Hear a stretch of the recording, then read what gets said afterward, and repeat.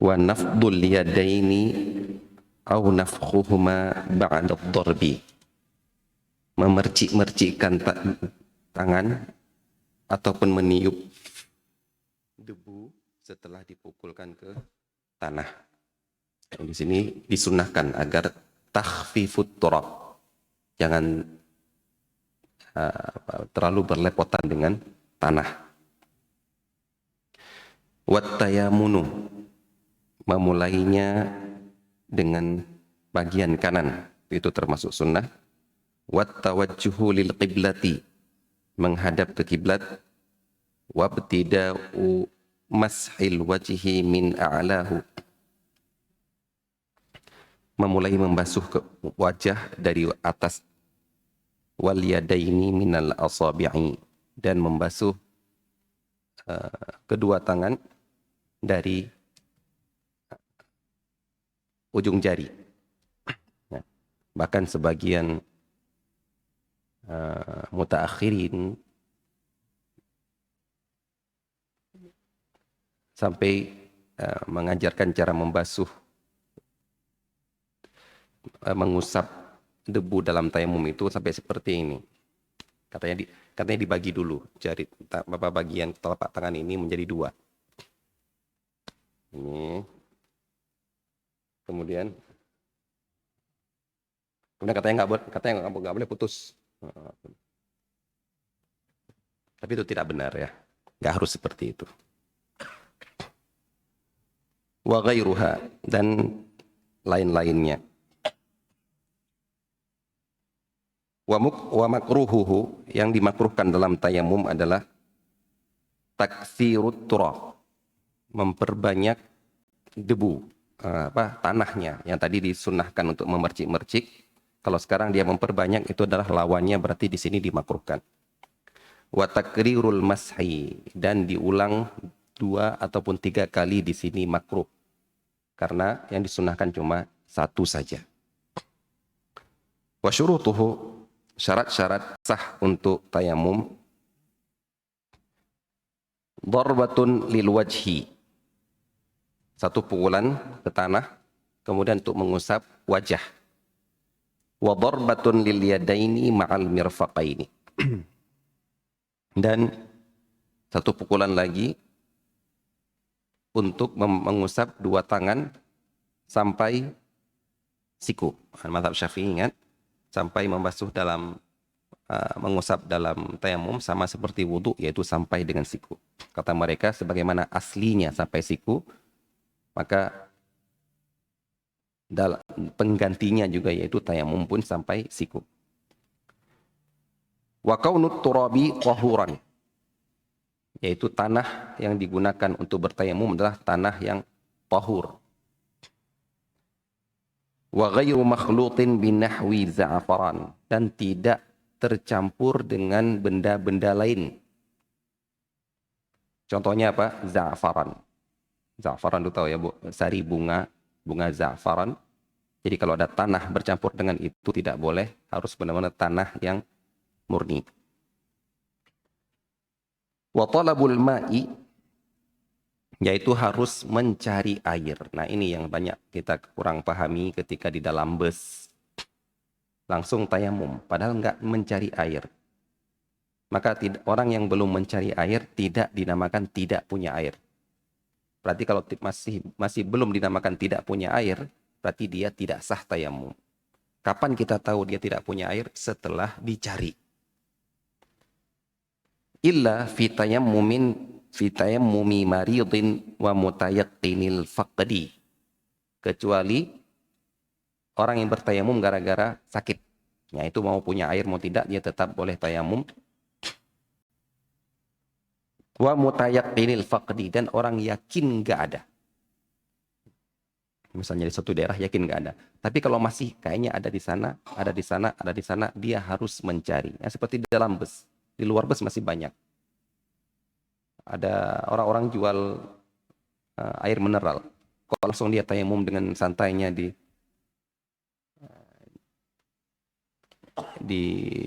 kursi bus. Ini tidak benar tayamum seperti ini. Di kereta api juga. Kereta api banyak air di kamar mandi, tapi dia bertayamum dengan kursi kereta api.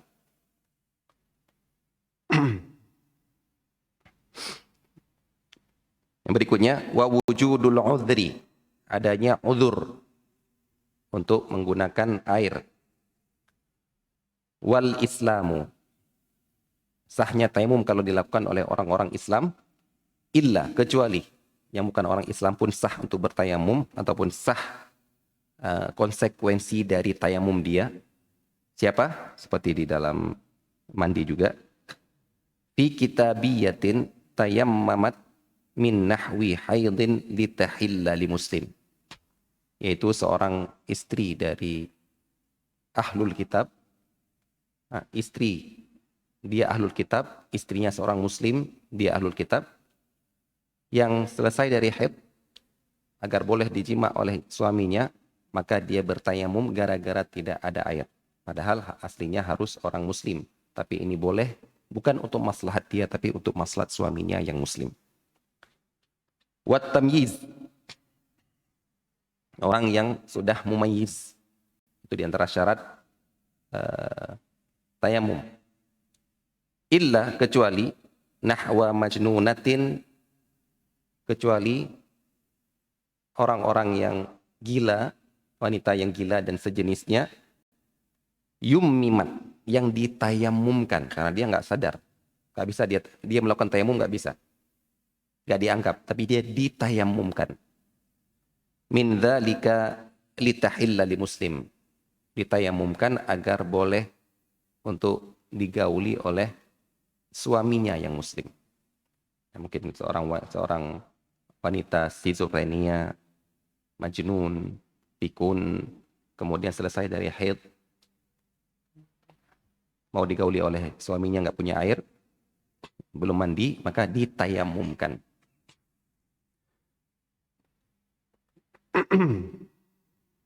Wa adamu nahwi haidin, dan tidak ada pembatal-pembatal janabah yang sudah kita sebutkan. Di antaranya adalah tidak adanya haid ataupun sejenisnya yang seperti nifas. Karena nggak ada gunanya orang mandi dalam keadaan haid, orang yang nifas mandi tetap dia nifas. Begitu juga untuk tayamum. Kecuali fi tayammumi li nahwi ihramin. Orang yang bertayamum tujuannya adalah untuk ihram. Orang haid ihram sah, boleh. Dia disunahkan untuk mandi, tapi nggak ada air, maka dia bertayamum untuk ihram. Wa adamu hailin, tidak ada penghalang di anggota tayamum. Tidak ada perban, tidak ada gips, tidak ada yang lain di anggota tayamum. Wa taqaddumu izalatin najasah an yadaihi, an badanihi, dan menghilangkan najis dulu dari badannya, baru dia bertayamum. Di sini beda dengan wudu. Bolehnya berwudu membasuh sambil sambil menghilangkan najis dari badan. Jadi wudu sambil terhilangkan najis dari badan. Kalau di sini harus najisnya dihilangkan dulu, baru dia bertayamum. Wal ilmu bil qiblah, dan sudah tahu arah kiblat. Apa maksudnya di sini? Di sini maksudnya adalah, wallahu taala alam, terlihat di sini juga tidak diterangkan.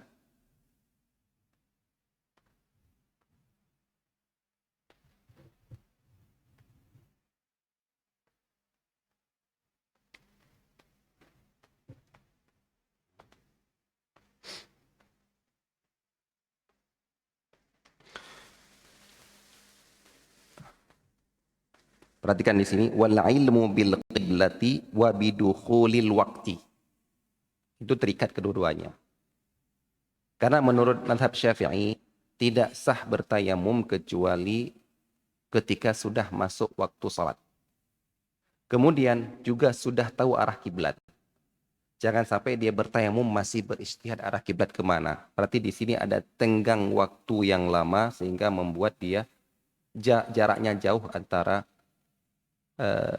tayamum dengan sholat. Jadi sudah tahu masuk waktu salat, sudah tahu arah kiblat, barulah dia bertayamum agar bisa segera salat. Ini tujuannya mengetahui arah kiblat di sini adalah agar memperpendek waktu antara tayamum dia dengan salat dia. Wa talabul ma'i wa naqlut turabi fihi. Dan mencari air, ya, mencari air termasuk syarat, berarti kalau belum mencari tidak sah tayamumnya. Wa naqlut turabi fihi, dan memindahkan, sebab yang kita sampaikan kemarin, karena dalam tayamum itu adalah namanya al-qasdu, tidak dinamakan al-qasdu kalau dia tidak bermaksud memindahkan dari satu tempat ke anggota tayamum dia. Maka di sini di antara syarat tayamum adalah harus memindahkan tanah, debu dari satu tempat ke anggota dia. Maksudnya tidak boleh cuma dihembuskan oleh angin kemudian kena wajah dan tangan dia, itu tidak sah tayamumnya. Harus dia yang bermaksud untuk memindahkannya.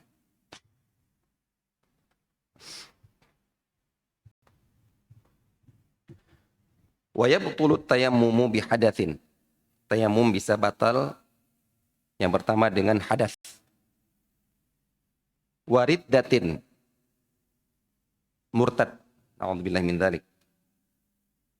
Wa bi ru'yati ma'in, dan ketika melihat air. Wa tawahhumihi. Kalau tadi melihat sudah jelas, kalau sekarang tawahhumihi. Waham, belum sampai ke derajat yakin. Kayaknya ada air. Dia lagi berjalan, mau sholat, kemudian dengar suara gemercik air, dia belum lihat. Tapi cuma sekedar tawahum saja, itu sudah membatalkan tayamumnya dia. Wa qudratin ala thamanihi, ataupun mampu membeli air. Dia punya uang untuk membeli air yang dijual. Wa zawali illatin bila hailin,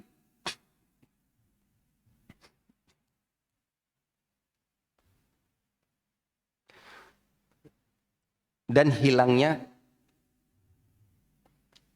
illah, sebab dia membolehkan untuk tayamum.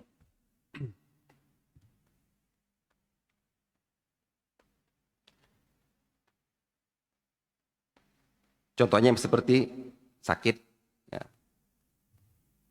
Contohnya seperti yang kemarin kita lihat, adanya musuh, adanya binatang buas yang menghalangi dia untuk ngambil air. Intinya semua yang membuat dia boleh bertayamum sebelumnya, begitu nggak ada sama sekali, maka dia sudah batal tayamum dia sebelumnya. Saya sudah bertayamum, mau sholat, ternyata binatang buasnya sudah nggak ada lagi. Berarti batal sekarang tayamum saya. Jadi nggak boleh sholat dengan yang ini, tapi saya harus mengambil air yang ada di sana. Bila hailin, tanpa ada pencegahnya. Tanpa ada pencegah untuk mengambil air, untuk menggunakan air tersebut. Illa fi salatin, kecuali dia sedang sholat. Nah, kalau yang kabati yang disebutkan di sini adalah apabila yang membolehkan dia tayamum hilang dan dia belum sholat. Tapi kalau dia sedang sholat, ada air, diduga ada air, binatang buasnya sudah pergi, maka di sini ini tidak membatalkan tayamum karena dia sudah masuk ke dalam sholat.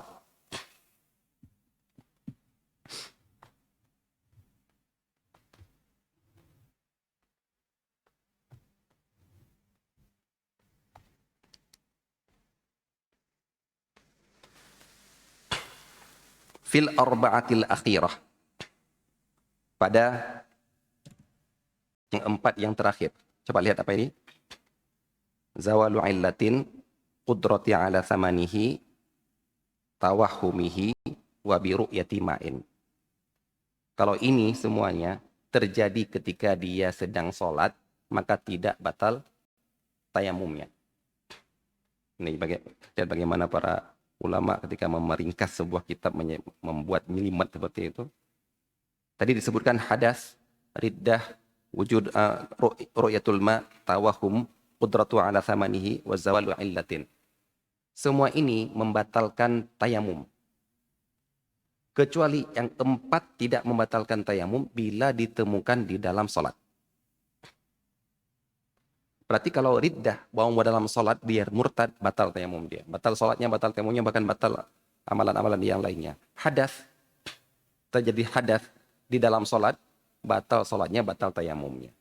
Tapi kalau yang 4 ini terjadi di dalam sholat, maka tidak batal tayamumnya. Apa tadi? Ru'yatuma, tawahumuhu, qudratu ala thamanihi, wa zawalu illatin. Ini membatalkan tayamum kecuali sedang sholat. Ya, ini arba'atul akhirah.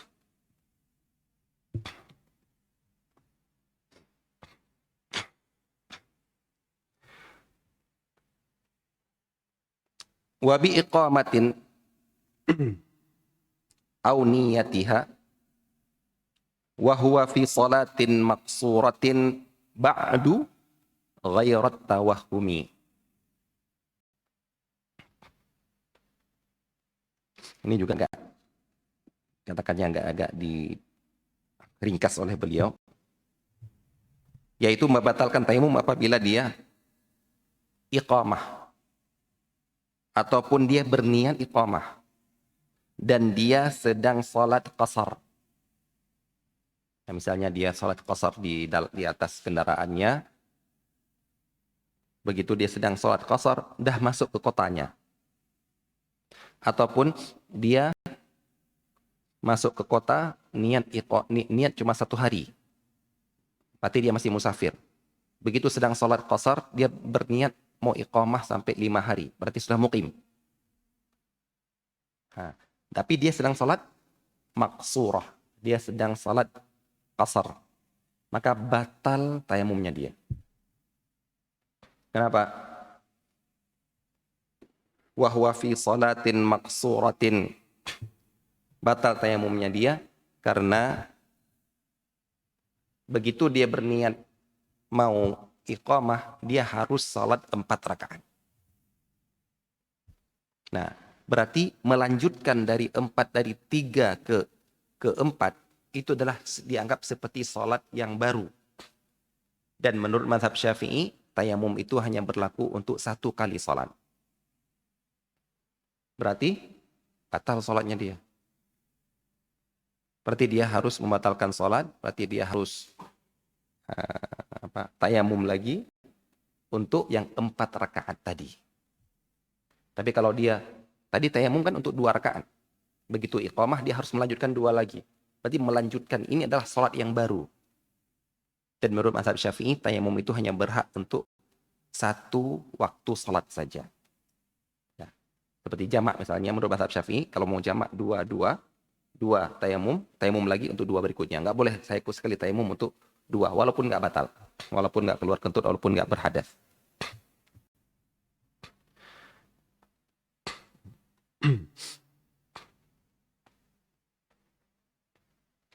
Wa bi iqamatin aw niyatiha wa huwa fi salatin maqsuratin ba'du.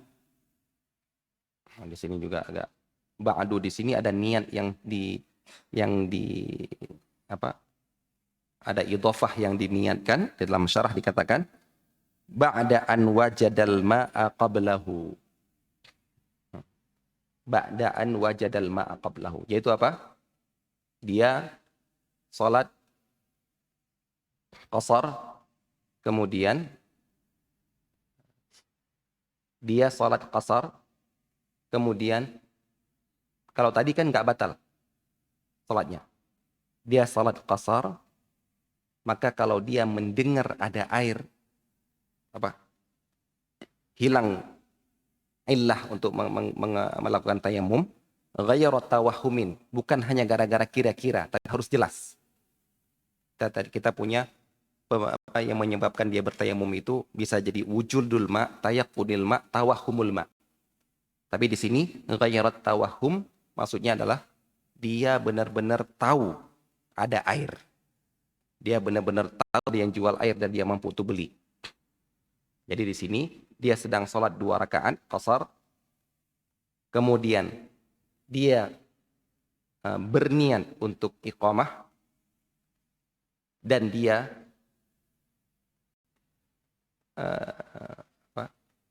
sudah hilang alasan untuk dia bertayamum selain tawahum. Selain tawahum berarti apa? Wujudul ma. Yang tadi ini tawahum ru'yatul ma, tawahum wa qudratun ala thamanihi wa zawalu illah. Ya. Maka dia batal tayamumnya dia. Karena dia harusnya di 2 rakaat berikutnya dia menggunakan air. Dia kan nanti dia tadi niat cuma qasar 2 rakaat. Begitu dia niat untuk iqamah, harusnya tambah 2 rakaat.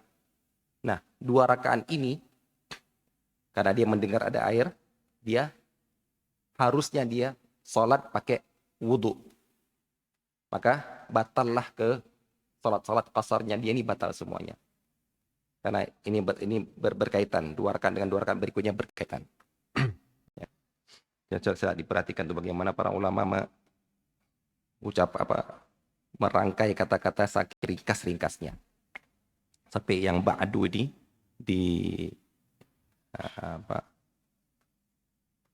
ada takdir yang diniatkan. Ya, ba'du di sini maksudnya ba'da an wajadal ma'a qablahu ghayra tawahumin. Tanpa ada tawahum, berarti yakin ada air. Wa yukhaliful wudu'a fi annahu la yarfa'ul hadatha. Yang membedakan tayamum dengan wudu adalah yang pertama, annahu la yarfa'ul hadatha.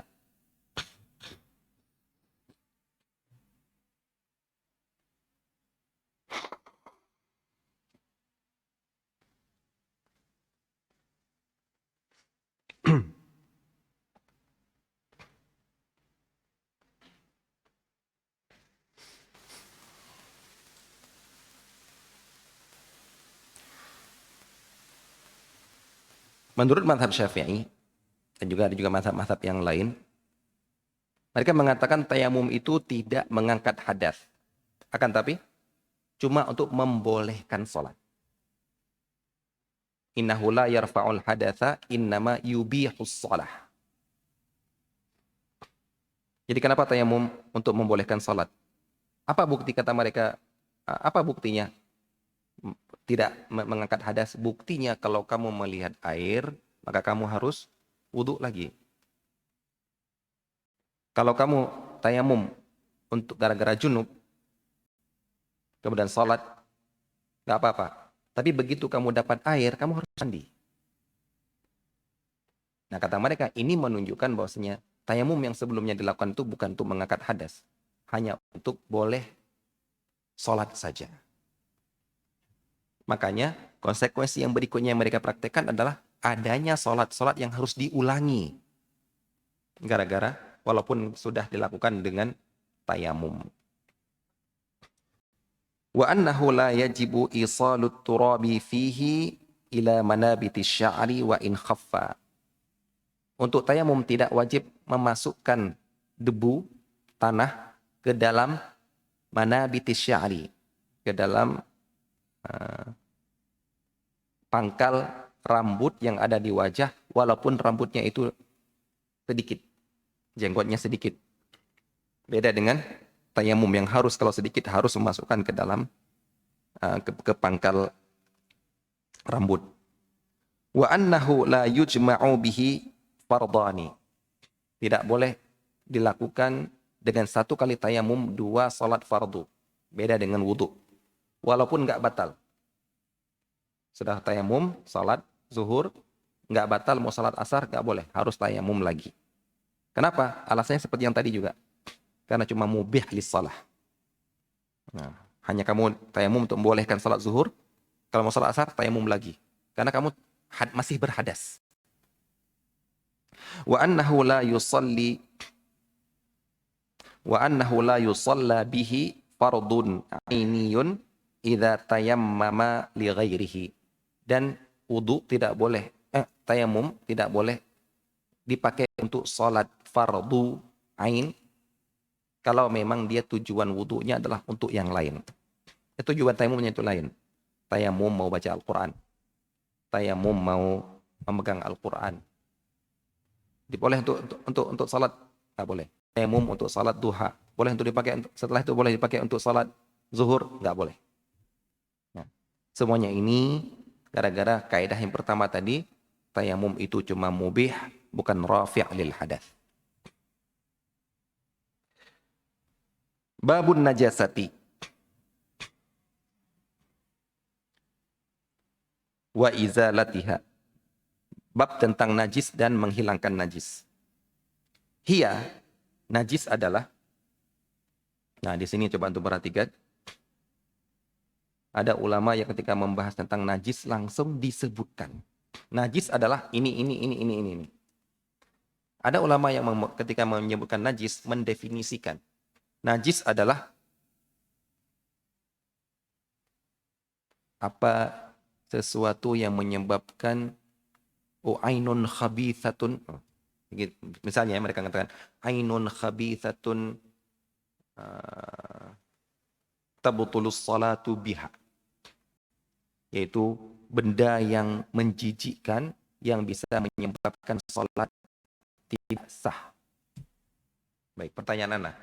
Lebih bagus mana? Definisi yang menyebutkan jenis ataupun menyebutkan hukum? Jenis. Kalau menyebutkan hukum itu sulit. Hukum itu baru kita tahu setelah adanya jenis. Nah, misalnya definisi najis adalah ainun khabithatun tabtulus salatu biha. Benda yang menjijikkan yang membatalkan salat dengannya. Baik, Anda ngambil ingus Anda tadi, batal nggak wudhu? Batal nggak salat Anda? Oh nggak batal. Kenapa nggak batal? Itu bukan najis. Tahu dari mana itu najis? Tahu dari mana itu bukan najis? Oh karena nggak batalkan salat. Loh, kenapa nggak batalkan salat? Karena bukan najis. Keputar-putar di situ terus. Nah, jadi menurut anak yang paling tepat adalah ketika menafsirkan najis adalah benar-benar dengan menyebutkan jenis-jenisnya. Baik, kita lihat. Hiya, najis itu adalah baulun. Nah, air seni. Wa madhiyun. Madhi. Wa wadiyun. Wadi. Wa rawthun. Kotoran. Nah, BAB. Baik punya orang, punya manusia ataupun punya hewan. Wa kalbun. Nah, kalau ini benar-benar hewannya. Jadi anjing itu najis. Walaupun dimandikan berkali-kali dia tetap najis. Wa khinzirun. Babi. Wa fara'u kullin. Dan cabang, gimana kita katakan cabang atau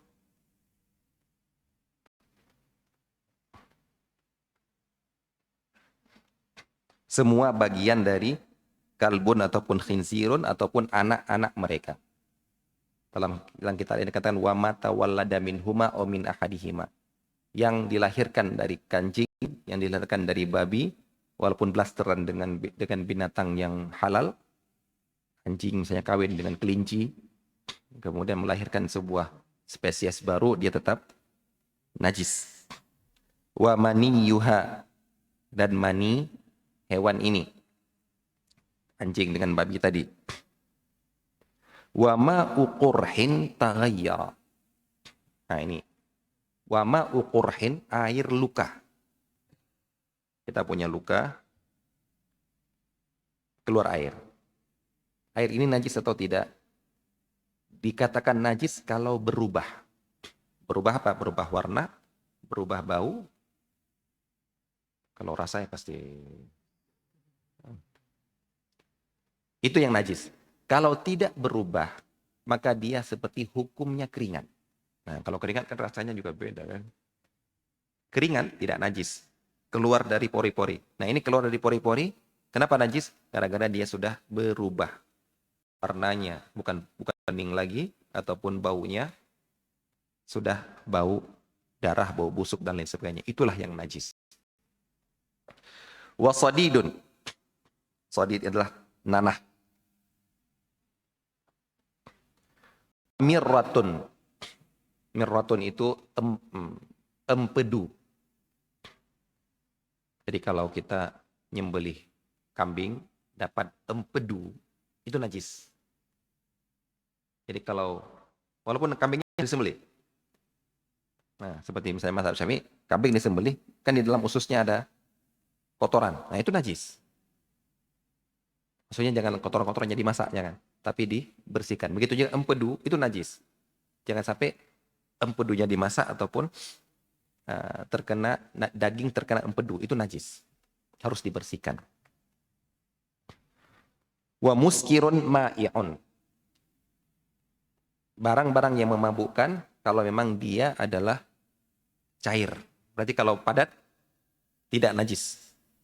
Yang cairlah yang najis. Kalau padat seperti misalnya ekstasi, ganja dan lainnya, itu tidak najis kalau nggak cair. Wa ma yakhruju min ma'idatin, dan cairan yang keluar dari usus apa? Lambung, ma'idah. Ini yang biasa keluar dari orang-orang yang tidur. Nah, yang dia bukan liur. Liur jelas, liur bagaimana, ini baunya juga bagaimana, jelas beda. Nah, makanya itu kalau lihat di masjid, nggak tahu di sini ya, di Aceh itu masjid dilarang tidur dalam masjid. Bukan gara-gara tidak bukan gara-gara nggak tertib, bukan gara-gara nggak bersih, bukan.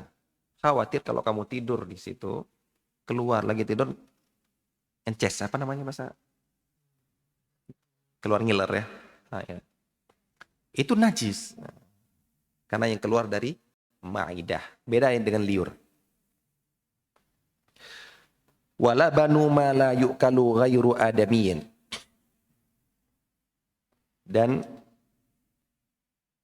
susu hewan-hewan yang tidak boleh dimakan dagingnya. Ghairu adamiyin. Beda dengan susunya dari manusia, ya, ASI. Kalau ASI itu halal, tahir. Kalau susu hewan-hewan yang lain, susu beruang. Beruang boleh dimakan nggak? Nggak boleh kan, susu beruang gitu kan. Kalau susu sapi nggak apa-apa, susu naga gitu ya. Naga kan nggak boleh dimakan. Wa maitatu ghairi adamiyin, dan bangkai selain bangkai manusia. Jadi bangkai manusia tidak najis. Tapi kalau antum lihat di mazhab Syafi'i dikatakan kuburan yang pernah digali itu tanahnya itu najis. Ada kuburan yang sudah pernah digali berkali-kali, itu tanah itu najis. Kenapa? Ada yang bertanya, kan bukankah menurut mazhab Syafi'i maitatul adami tidak najis? Bangkainya manusia tidak najis? Kata mereka, benar bangkainya tidak najis. Tapi bukankah di tanah itu sudah begitu hancur tubuh dia, kotoran-kotoran dia kan masih ada di situ. Kotoran-kotoran yang di dalam perut dia ada di situ. Empedu dia ada di situ. Sehingga begitu digali, tanahnya bercampur dengan bekas kotoran dan empedu dia itu, maka itu najis. Karena sekali lagi menurut mazhab Syafi'i,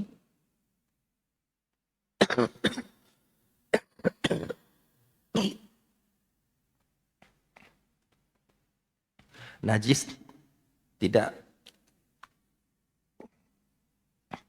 menjadi suci dengan cara berubah kecuali minuman keras saja. Kecuali khamar. Jadi kalau kotoran yang itu tempat pembuangan kotoran, di sawah itu tempat pembuangan kotoran, mau kapan pun itu tetap najis. Karena walaupun berubah menjadi kompos, ya, tetap akan najis. Wa maitatu ghairi adamiyin, bangkai selain bangkai manusia, wasamakin wajaradin, selain bangkai ikan dan selain bangkai belalak, maka itu najis. Wadamun dan juga darah najis illa kabidan watihan, kecuali kabid hati, liver, dengan tihal, limpa. Wa izalatuha, cara menghilangkan najis, walau min khuffin, walaupun najis itu terletak di sepatu ataupun di khuf. Nah, mazhab Syafi'i ini ingin menyebutkan bahwasanya ada ya mazhab yang berpendapat bahwasanya kalau najis ada di khuf cukup dengan digesekkan ke tanah. Mazhab Syafi'i tidak cukup. Mazhab Syafi'i najis benar-benar harus pakai air. Dengan apa? Bi ghaslin. Wa izalatuha, menghilangkan najis walaupun najis itu ada di khuf, di sepatu, sendal bagian bawah, dia tetap harus, nggak boleh cuma diusapkan di tanah, tetap harus bi ghaslin. Wa bihaitsu tazulu sifatuha illa ma asura min launin aw rihin. Apa standar dia sudah suci? Apabila sudah hilang sifat-sifat najisnya. Kecuali sifat-sifat najis kan warna, rasa, bau. Kecuali ada yang walaupun nggak bisa hilang dia suci. Ma'asura, apa yang bisa dihilangkan, sulit dihilangkan. Ya, apa? Najis yang ngengkel itu, ngeyel gitu. Min launin, warna. Mungkin antum kena darah di baju, udah diucek-ucek, tetap masih ada merah seperti itu, dan sudah benar-benar pakai sabun tetap, nah nggak apa-apa. Begitu juga dengan rihin, bau. Nah, di sini pakai au ya, launin au rihin. Kalau kedua-duanya tergabung, warna masih ada, baunya masih ada, nah itu nggak berlaku. Berlakunya dimaafkan cuma kalau salah satunya masih ada. Walau tanajjasa ma'i'un, kalau yang kena najis adalah benda cair selain air. Ma'i' selain air. Ta'adzara tathiruhu, tidak bisa sama sekali untuk disucikan. Mau dia satu kullah, mau dia sekecil, mau dia 2 kullah, mau dia 4 kullah, 1 gentong minyak, 1 gentong kena najis, buang semuanya. Gak bisa dimakan lagi, karena ini sudah kena najis. Mau digunakan untuk yang lain, nanti akan disebutkan apa yang boleh digunakan. Beda dengan air. Kalau air terkena najis, masih bisa disucikan dengan cara diperbanyak agar menghilangkan sifat dari najis tersebut. Tadi terkena najis tersebut. Air 1 ember kena najis, berubah warna, berubah bau, kita gabungkan dengan air 1 tandon. Kemudian nggak berubah lagi, jadi suci. Tapi kalau selain air, benda cair lain tidak bisa disucikan. Berarti apa? Ya harusnya dibuang. Yang jelas dia sudah najis, nggak bisa dikonsumsi. Wala yahillu lintifa'u bihi, tidak halal untuk dimanfaatkan karena dia adalah najis, illa fistisbahin, kecuali untuk digunakan untuk minyak lampu. Au talyin, atau untuk ngecat kapal. Talyi nahwi dawab bin biduhnin. Atau mengecat seperti hewan tunggangan dengan minyak. Minyak apa namanya? Minyak rambut kan? Ada hewan yang biar kulitnya halus, biar bulunya halus, maka diusap digosok-gosok dengan minyak. Nah, itu boleh dipakai untuk hewan, boleh. Manusia nggak boleh. Wazibaqu, zibak apa? Air raksa. Untuk tahu kan sifat air raksa ya? Sifat kohesinya kuat. Daya tarik, menarik antar zatnya sendiri. Makanya dia kalau diteteskan dia bulat. Kalau terkena najis, najisnya akan ke atas. Hanya emas yang bisa membuat dia ke bawah dia. Hanya emas yang lebih berat daripada air raksa. Yang lain ringan, dia ke atas. Nah, beliau mengatakan, apa hukumnya zibak? Zibak kan kalau kena najis nggak akan bercampur dia. Dia ke atas dia. Beda dengan minyak. Minyak kena najis bercampur. Wa zibaku kalma'i'i.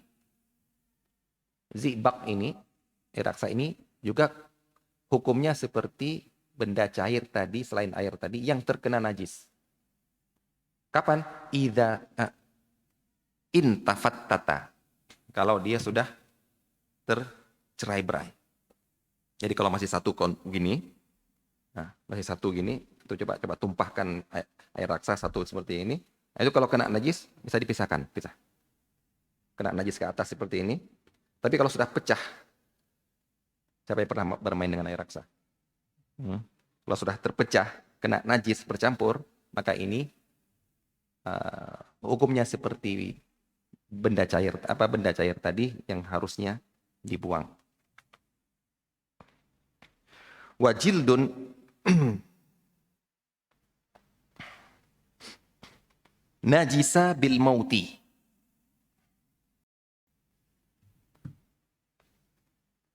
Kulit hewan itu bisa menjadi najis dengan matinya hewan tersebut. Yathuru, tapi bisa disucikan. Nah, untuk kulit, dia tetap najis kalau hewannya mati, tapi bisa disucikan. Bin dibarihi, dengan cara disamak. Siapa yang pernah melihat cara penyamakan?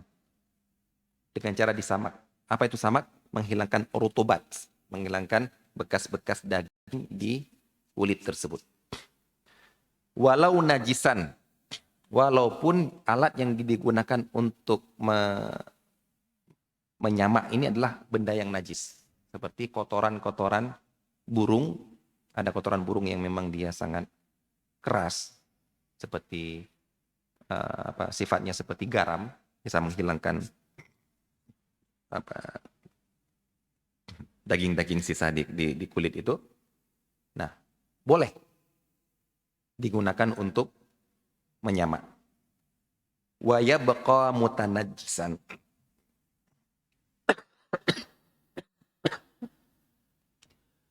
Kalau begitu, sudah selesai disamak dengan yang najis tadi, maka kulit ini yabqa mutanajjisan. Kalau tadi dibilang kan kalau sudah disamak jadi suci. Tapi ini kadang-kadang disamak dengan benda yang najis, dia tetap mutanajjis. Beda apa najis dengan mutanajjis? Kalau najis nggak bisa disucikan. Kalau najis bisa disucikan. Contohnya najis tadi, anjing. Anjing mau mandikan berapa kali pun, tetap najis. Tapi kalau ada benda dijilat oleh anjing, maka benda ini mutanajis.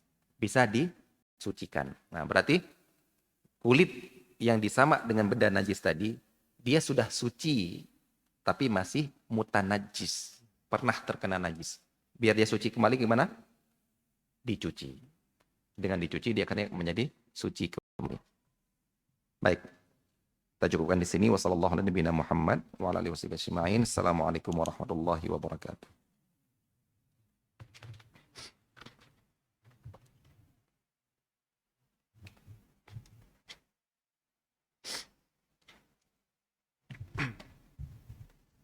Ada yang mau tanya? Tafadhol.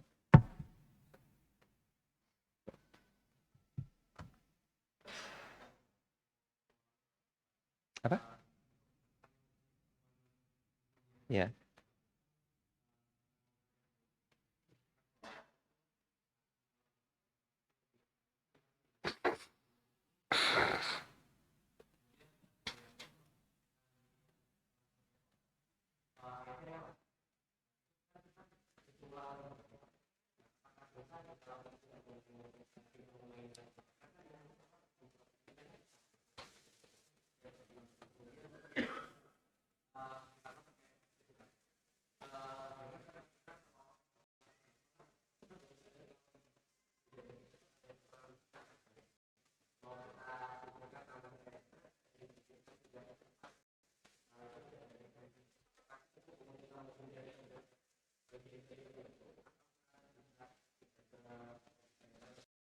Baik. Tentang orang yang sholat dengan tayamum,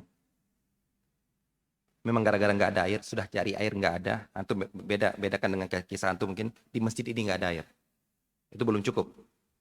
Antum harus sana ke rumah sana, banyak air ke rumah sana, ke rumah sana, ke rumah sana. Itu harus seperti itu.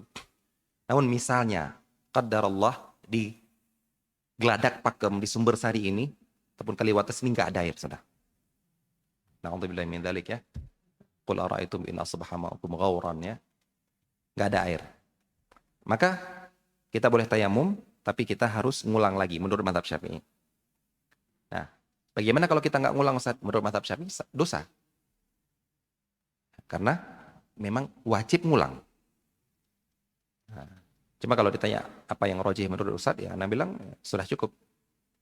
Ya, Anda berpendapat sudah cukup apabila memang dia sudah sah melakukan sebuah ibadah dengan cara tertentu yang diizinkan oleh syariat, maka dia tidak perlu ngulang lagi. Tapi kita sedang membicarakan tentang mazhab Syafi'i.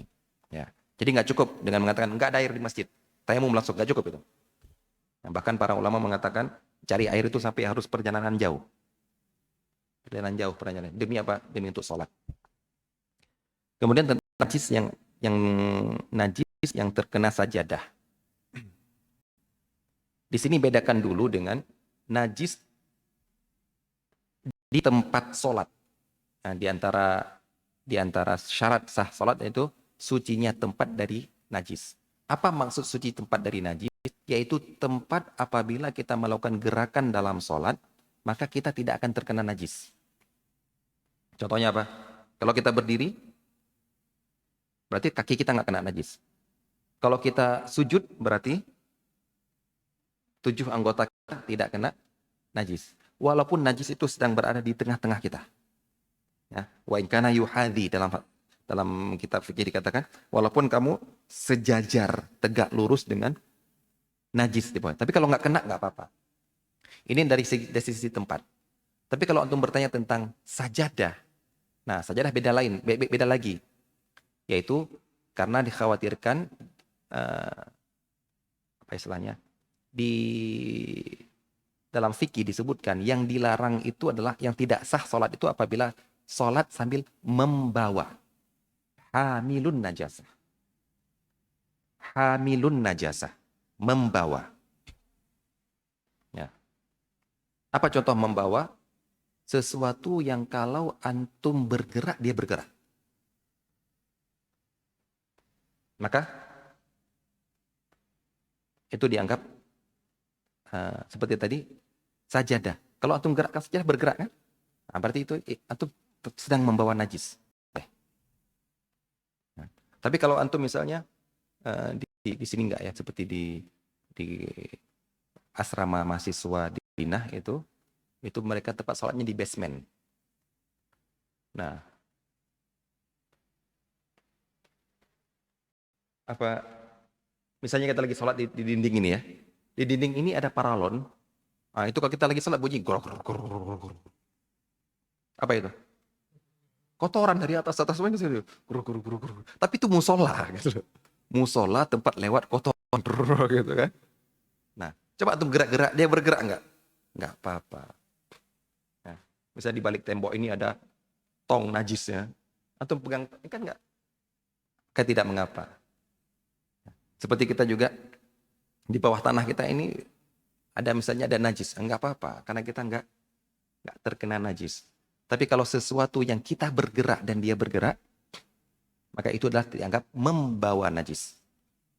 Ya, makanya ketika ada orang mengatakan, saya pernah nanya,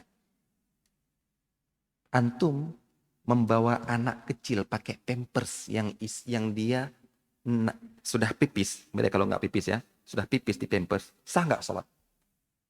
Itu pernah nanya di mahasiswa SDDI, sah Ustaz. Kenapa? Karena nggak melekat dengan kita Ustaz. Karena nggak bersentuhan dengan kita. Menurut mereka nggak sah itu kalau pipisnya kena dengan baju ataupun tubuh kita. Oh gitu. Baik. Kalau begitu sekarang antum sholat bungkus tai. Tai antum bungkus di plastik. Tai antum bungkus di plastik. Antum untung di sini. Allah Akbar. Sah atau tidak? Bingung mereka jawab. Nah, Loh, anak kecil itu karena sedang membawa. Beda kalau anak kecil lagi jalan di samping antum menyentuh antum. Bedakan ya. Antum lagi sholat, anak kecil lewat di samping antum kena menyentuh itu.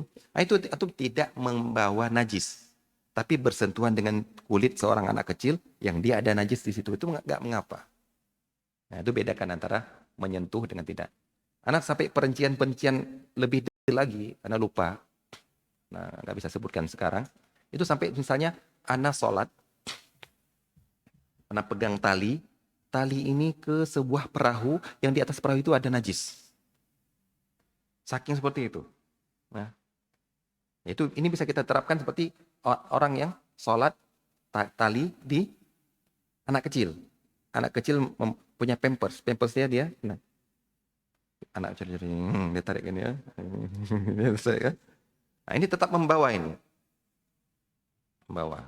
Itu pegang tali ke sana, tarik di ujungnya itu. Nah, sampai seperti itu dibahas oleh para ulama. Intinya apa? Sedang membahas tentang hamilun najasah.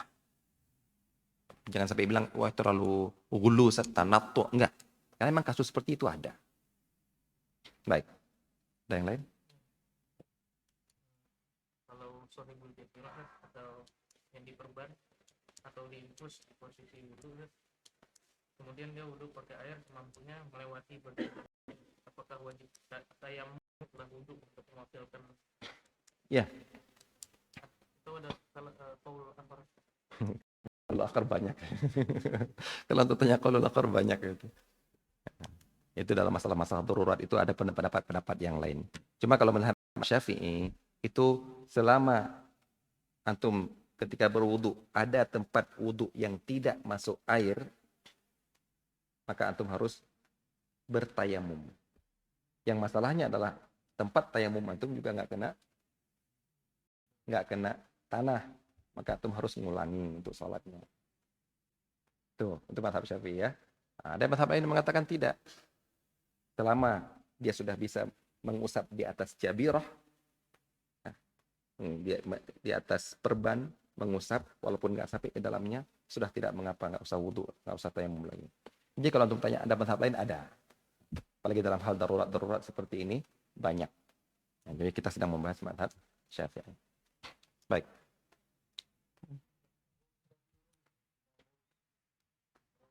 Rafid itu kotoran. Semua, ke mazhab Syafi'i semuanya. Baik itu punya manusia, punya hewan, mereka mengambil umum. Ya. Baik hewan yang bisa dimakan dagingnya, hewan yang tidak bisa dimakan dagingnya, semuanya najis. Ya. Baik burung dan sebagainya. Ya.